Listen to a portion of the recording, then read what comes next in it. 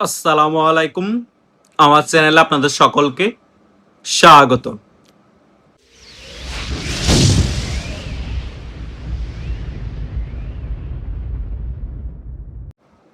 গতকাল থেকেই বাংলাদেশের সোশ্যাল মিডিয়াগুলোতে এবং ইউটিউবের মধ্যে অনেক চ্যানেলেই বাংলাদেশ আওয়ামী লীগের সভানেত্রী শেখ হাসিনার পুত্র সজীব ওয়াজেদ জয়কে নিয়ে বিভিন্ন ধরনের খবর ছড়িয়ে পড়ে এবং জাতিসংঘ থেকে বাংলাদেশ আওয়ামী লীগকে নিয়ে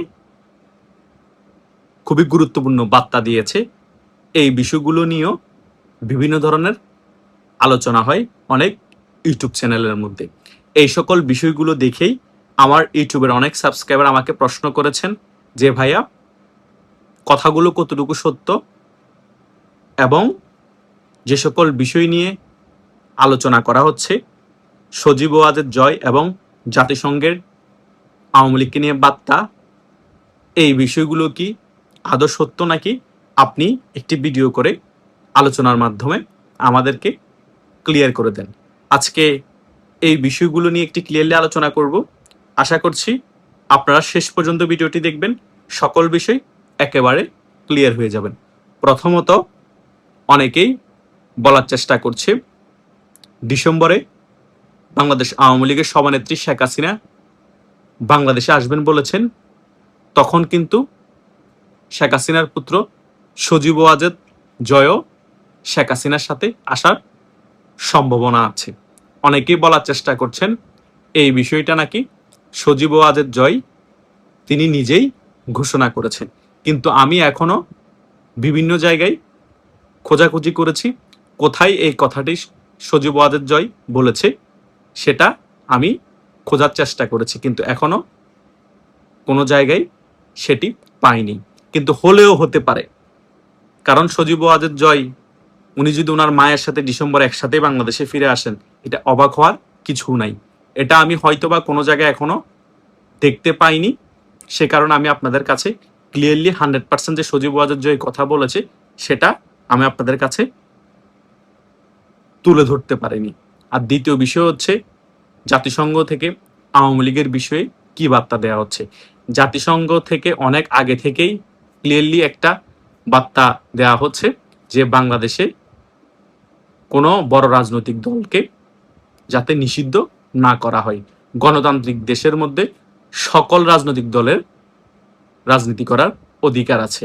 এটা আওয়ামী লীগকে ইন্ডিকেট করেই বলা হয়েছে, সেটা অনেক আগে থেকেই বলা হচ্ছে। ডক্টর সরকারের আমল থেকেও এই কথাটা জাতিসংঘ বলছে এবং বর্তমান বিএনপি সরকার আসার পরেও বিএনপি সরকারকে জাতিসংঘ এই বিষয়গুলো বোঝানোর চেষ্টা করছে। এগুলো বলা মানি বিএনপি সরকারের উপর একটা আন্তর্জাতিক চাপ। জাতিসংঘ যখন এই কথাগুলো বলছে তার মানে বুঝে নিতে হবে জাতিসংঘ চায় না বাংলাদেশ থেকে বাংলাদেশ আওয়ামী লীগের রাজনীতি মুছে যাক এবং বাংলাদেশ আওয়ামী লীগ নিষিদ্ধ হয়ে যাক। এই বিষয়গুলো জাতিসংঘ কিন্তু চাচ্ছে বাংলাদেশের মধ্যে বাংলাদেশ আওয়ামী লীগের রাজনীতি আবার ফিরে আসুক। হয়তো বা এটাও চাচ্ছে, হয়তো ক্লিয়ার করতেছে না, যে শেখ হাসিনা বাংলাদেশে ফিরে এসে বাংলাদেশ আওয়ামী লীগের রাজনীতিটাকে সচল করুক। এখন অনেকজন অনেক রকম ভাবে ব্যাখ্যা দিবে। কেউ বলবে জাতিসংঘ চাচ্ছে রিফাইন্ড আওয়ামী লীগ বাংলাদেশে ফিরে আসুক, শেখ হাসিনার নেতৃত্ব ছাড়া যদি বাংলাদেশে আওয়ামী লীগ ফিরে আসে তাহলে আন্তর্জাতিক মহলও মেনে নিবে। কেউ বলছে এটা ভুল কথা, শেখ হাসিনার নেতৃত্বে আওয়ামী লীগ ফিরে আসুক জাতিসংঘও চাচ্ছে এবং আন্তর্জাতিক যে সকল সংস্থাগুলো আছে সে সকল সংস্থা চাচ্ছে এবং আন্তর্জাতিক যে সকল বড় বড় রাজনৈতিক বিশ্লেষক আছে তারাও সেই বিষয়গুলো বোঝানোর চেষ্টা করছে। এক একজনের এক এক মত, এটাই হচ্ছে বাস্তবতা। তাই আমি 100% সিউরিটি দিয়ে বলতে পারবো না এই ঘটনাগুলোই এখন ঘটছে বা আগামীতে ঘটবে এবং এই বিষয়গুলো সজীব ওয়াজেদ জয় বলেছে এবং জাতিসংঘ থেকে 100% এই বিষয়গুলো তারা চাচ্ছে বাংলাদেশে হোক।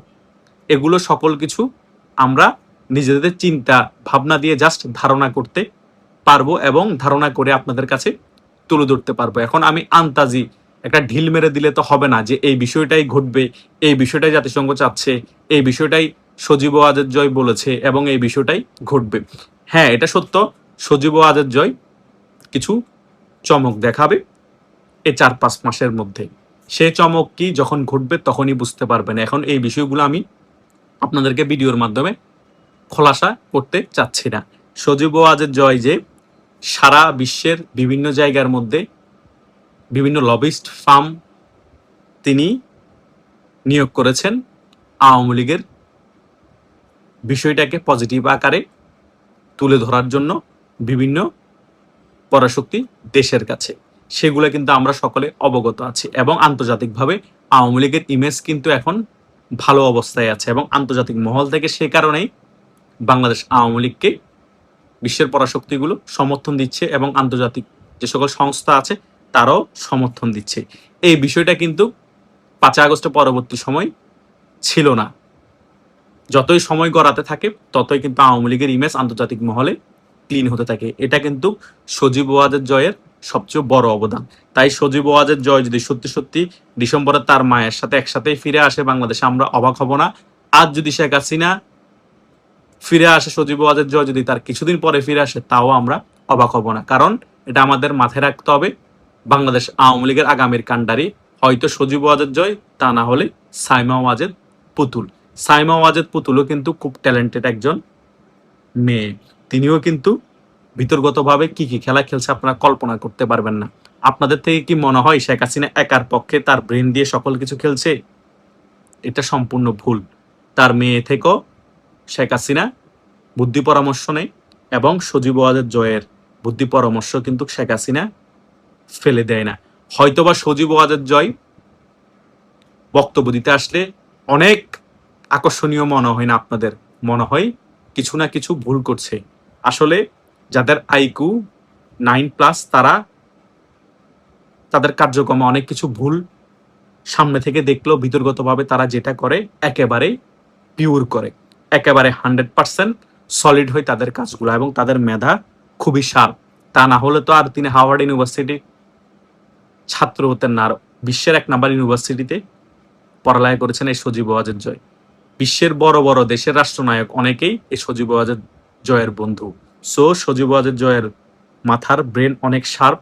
সে শার্প ব্রেন দিয়ে তার মাকে তিনি প্রতিনিয়তই বিভিন্ন ধরনের প্ল্যান দিয়ে যাচ্ছেন এবং সাইমা ওয়াজেদ পুতুলও কিন্তু তার মাকে যত প্ল্যান দেওয়া দিয়ে যাচ্ছে। তার মার প্ল্যান সকল কিছু একত্রিত করেই তারা দাবার চালের মতো সকল কিছু গুছিয়ে নিচ্ছে।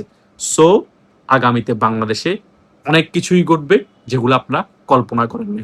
অনেক চমক হবে বাংলাদেশের রাজনীতিতে আওয়ামী লীগের, সেটা আপনারা হয়তোবা এখনো চিন্তা করছেন না।